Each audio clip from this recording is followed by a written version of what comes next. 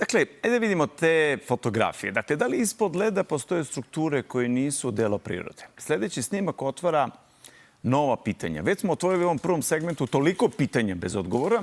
U ovom segmentu ću probati da damo neke odgovore, ali mislim da u ovim fotografijama stoje odgovori. Davno, pre mnogih modernih operacija i ekspedicija, naučnik Robert F. Scott predvodio je operaciju Terra Nova od 1910. do 1912. godine na Antarktiku.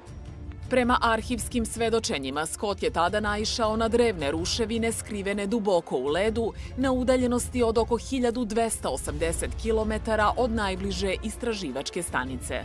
Nažalost, zbog nedostatka hrane i alata, Scott je zajedno sa svojim ljudima preminuo pre nego što je mogao javno da objavi šta je zapravo pronašao.